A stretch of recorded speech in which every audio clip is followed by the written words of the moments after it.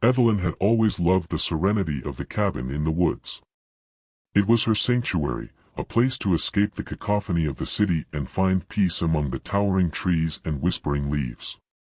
This time, however, her visit felt different. The forest seemed darker, the silence more oppressive. She dismissed it as paranoia, the remnants of a bad dream she couldn't quite remember.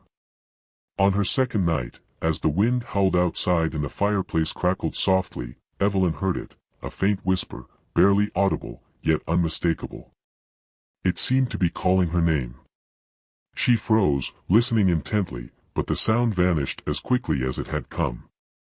Shaking off her unease, she convinced herself it was just the wind playing tricks on her. The whispers grew more frequent over the next few days, each time clearer and more insistent.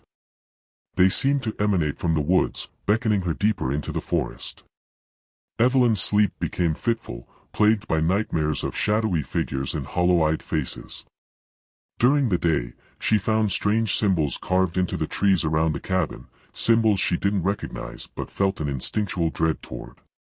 One evening, unable to ignore the whispers any longer, Evelyn decided to follow them. Grabbing a flashlight, she ventured into the woods, the beam cutting through the thick darkness.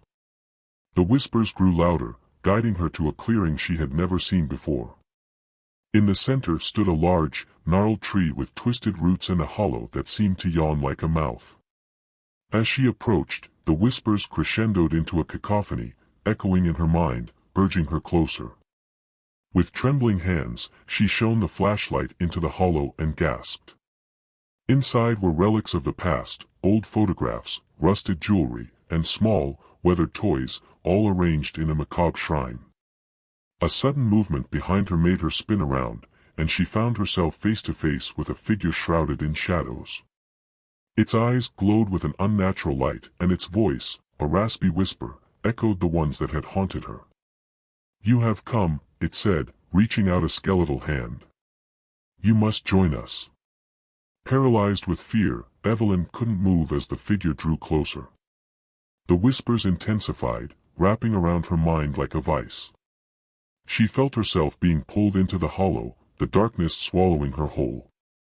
Her last thought before the blackness consumed her was that she should never have come alone. The next morning, the cabin stood silent and empty, the forest peaceful once more. The only sign of Evelyn's presence was a new photograph tucked into the hollow of the gnarled tree, her eyes now hollow and lifeless, forever part of the whispering woods.